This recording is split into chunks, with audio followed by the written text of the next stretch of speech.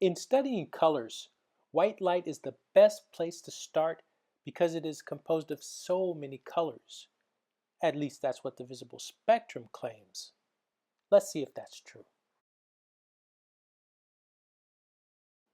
To separate white light into its component parts, I bought a prism. I borrowed white light from the Texas sun, and wow, I got a beautiful spectrum of colors.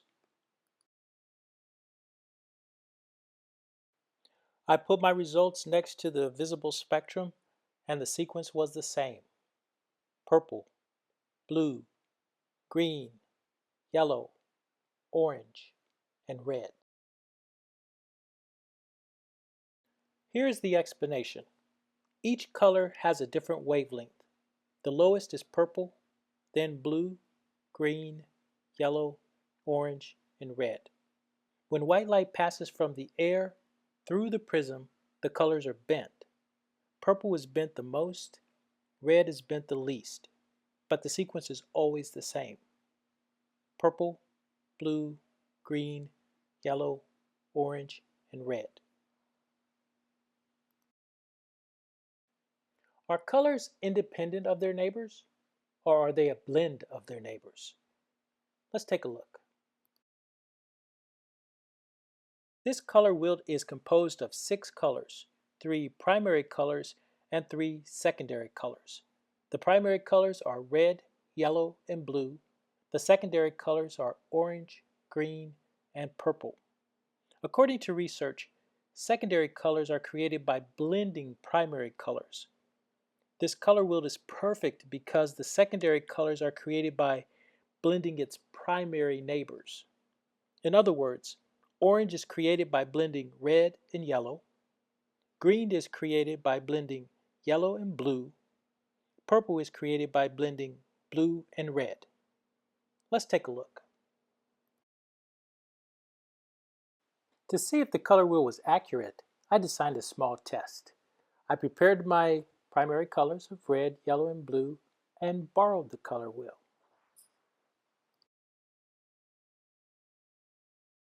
To begin the test, I transferred the primary colors to smaller glasses. This will make it easy to compare against the secondary colors. I begin the test by creating the color green. And as a reminder, green is created by combining yellow and blue. I've already added yellow to the glass, and now I am in the process of adding blue. And as you can see, we get a beautiful shade of green.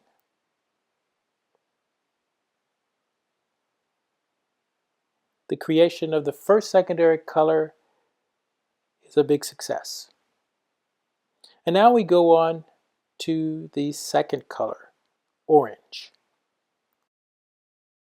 As a reminder, orange is created by combining yellow and red.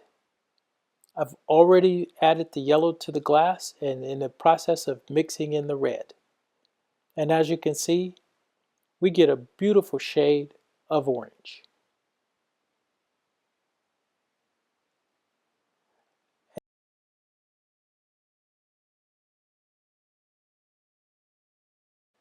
Our final color is purple.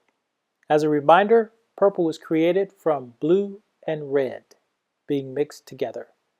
And as you can see, we made a very dark shade of purple. This was another successful example of mixing 2 primary colors together to create a secondary color.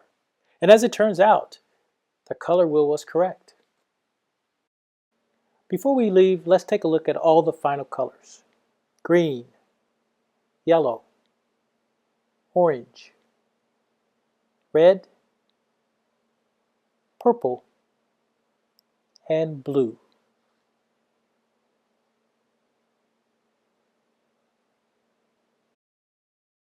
Wait, I almost forgot about 2 very important colors: black and white. The story of colors would be incomplete without these 2 colors. According to research, we are able to see colors through a 2-step process called absorption and reflection.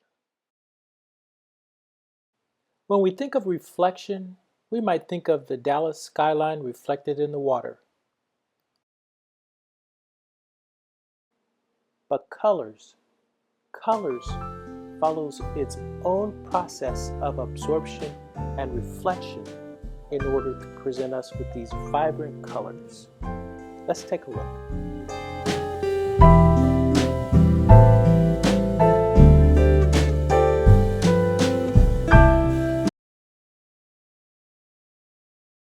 Yes, the time has finally come for us to understand this process of absorption and reflection and how it enables us to see into the brilliant world of colors. On the screen, there are three objects. I'm going to use the green object in order to explain this process of absorption and reflection.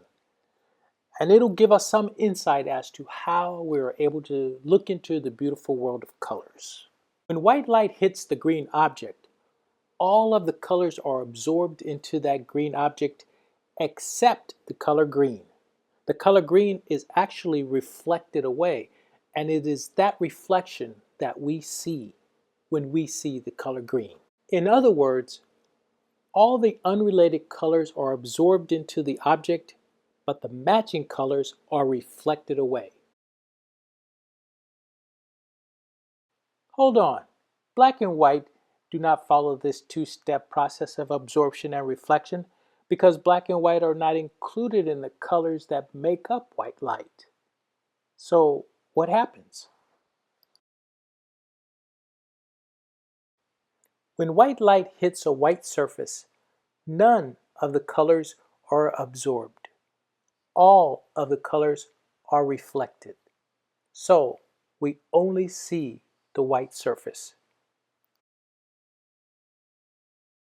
When white light hits a black surface, all of the colors are absorbed, but none of the colors are reflected. So we only see the black surface. From a scientific point of view, white light is infinitely more important than the tiny task of helping us to see colors. Nature uses this precious resource for many, many more important reasons. And we're going to talk about a few of them right now. In truth, each color travels in a wave pattern. The length of the wave pattern from peak to peak is known as the wavelength. As it turns out, the shorter the wavelength, the higher the energy. Purple has the shortest wavelength, and red has the longest wavelength. The shorter the wavelength, the higher the energy. To be specific, different colors represent different levels of energy. White light plays a major role in the preservation of life on Earth. White light provides the energy for photosynthesis. Some studies show that blue and red lights are the main sources of energy used by chlorophyll to convert carbon dioxide and water into oxygen and sugars. In other words, photosynthesis provides the oxygen we need to breathe and the sugars we need for energy. Here are some videos that provide more details about the process of photosynthesis and the importance of white light in the process.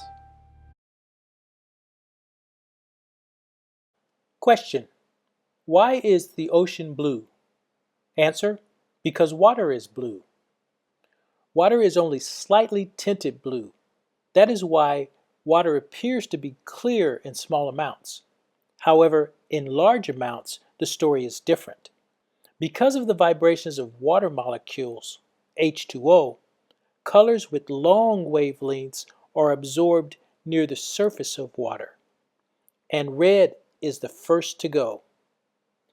As we move deeper into the water, the other colors are absorbed, leaving only the color blue. Blue is reflected, and as a result, we see the color blue. Here are some useful videos to help you understand why water is blue and to help you explain it to your friends. Although we've only focused on white light in this video, sunlight carries with it two additional components: ultraviolet light, sometimes called UV, and infrared. In this example, UV is very important. Vitamin D manages calcium in the blood, bones, and gut. Plus, it helps to regulate a number of important functions throughout the body. Although food is a good source of vitamin D, nature has a backup plan. When UV light hits the skin, a series of reactions in the body creates vitamin D. Sunlight is an abundant and inexpensive way to get the vitamin D that the body needs. Here are some videos that talk about vitamin D in more detail.